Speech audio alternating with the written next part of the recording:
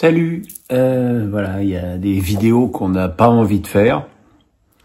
Et ben celle-là, évidemment, c'est avec beaucoup d'émotion que je fais cette vidéo pour rendre hommage à Bernard Lacombe, qui est décédé hier à l'âge de 72 ans. Bernard Lacombe, qui était une légende du football français, un des plus grands buteurs de tous les temps du championnat de France, une icône à Bordeaux, bien sûr, où il a participé à la grande équipe de Bordeaux, entraînée par Aimé Jacquet, et bien évidemment dans son club chéri de l'Olympique Lyonnais, où il a été presque plus qu'une légende, hein, une icône, un symbole, et derrière un dirigeant avisé, dans un style très particulier. C'était quelqu'un qui avait un franc-parler tout à fait original, et qui aurait pu même faire souvent des concours de mauvaise foi avec Jean-Michel Aulas, mais les deux étaient animés par la même chose, c'est un amour inconditionnel et presque, on peut le dire, quasiment aveugle de leur club. Et j'ai une histoire extrêmement particulière avec Bernard Lacombe, parce que, voyez-vous, j'ai été fâché de longues années avec lui, parce que à l'époque, j'étais à l'Équipe TV, et je pense que les plus anciens s'en souviendront, il y a un match de l'OL à Gerland où contre Monaco, où Gallardo, le meneur de jeu argentin, se fait massacrer par l'équipe lyonnaise, avec notamment Laville, cet arrière central si fin et si respectueux des règles, et même Sonny Anderson, qui avait été expulsé pour un attentat sur Gallardo, donc il y avait clairement un contrat sur la petite poupée argentine. Et le lendemain, le lundi, on fait une émission évidemment là-dessus, et il y avait eu Bernard Lacombe, qui à l'époque était l'entraîneur de l'équipe, avait fait une sortie assez invraisemblable à l'issue du match, accablant en plus Gallardo de toutes les fautes et de toutes les responsabilités. Et j'avais sorti, les mecs se demandent pourquoi on déteste Lyon, voilà pourquoi on déteste Lyon. Et là, scission, réaction hyper violente de Bernard Lacombe, ce que je peux comprendre, hein, ça fait pas plaisir d'entendre ça. Et donc pendant, je sais pas combien de temps ça a duré, 10 ans, 15 ans, pas de son, pas d'image, et puis à chaque fois qu'il parlait de moi, il m'en mettait une.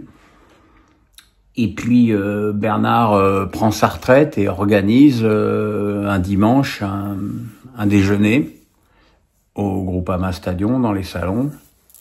Et quelques jours avant cela, 4-5 jours avant ça, il m'appelle pour m'inviter.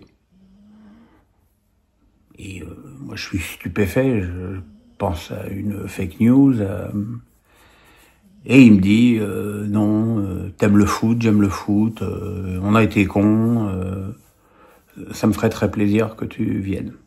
Il se trouve que je n'ai pas pu m'y rendre parce qu'il y avait des grèves de train, comme c'est original, ce jour-là, et qu'en plus le dimanche soir j'avais le CFC, donc c'était impossible pour moi de participer à ce déjeuner.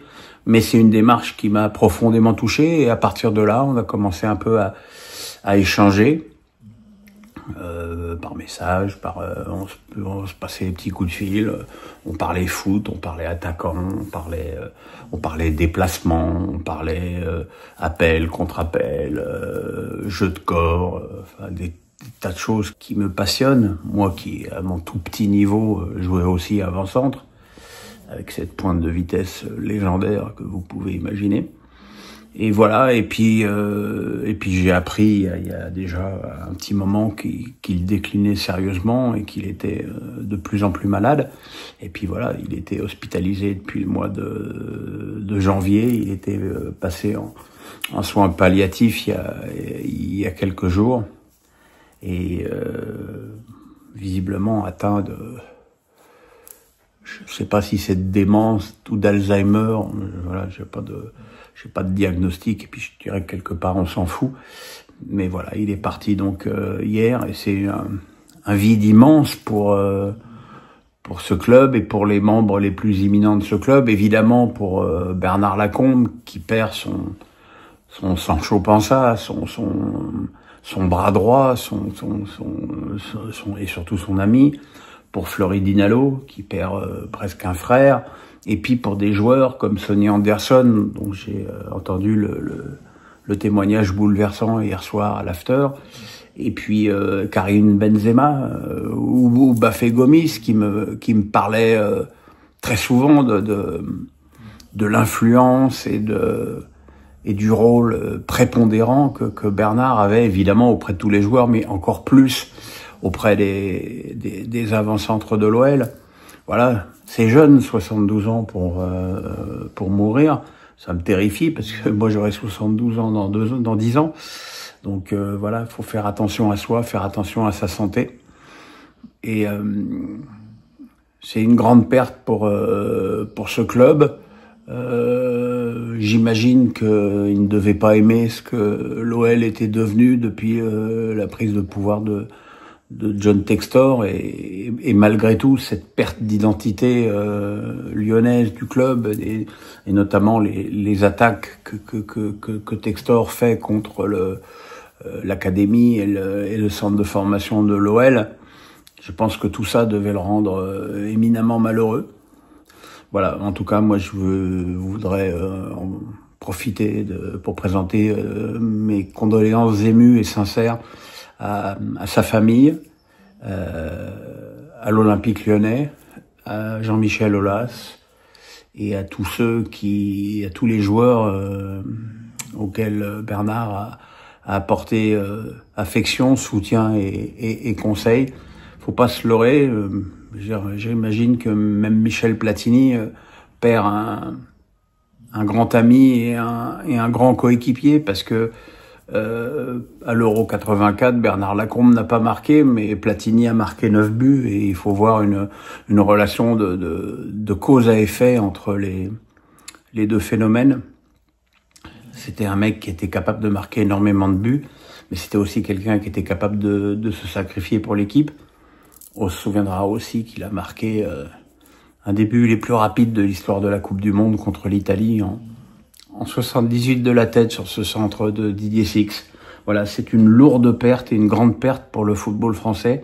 J'espère que l'OL, le nouvel OL, aura l'élégance de lui rendre l'hommage qu'il mérite à la reprise du championnat. J'espère qu'une des tribunes du Groupama Stadion lui sera dédiée, et même qu'elle portera son nom. Ça me paraîtrait le moindre des respects pour un homme qui a compté tellement dans la vie et la réussite, parce qu'il était évidemment en pleine activité lorsque l'OL a remporté les 7 titres de champion de France consécutifs. Donc voilà, beaucoup de tristesse et beaucoup d'émotions quand même, parce que c'est assez curieux d'avoir été aussi longtemps fâché avec quelqu'un et de le pleurer autant aujourd'hui. Voilà les amis, bonne journée, bye.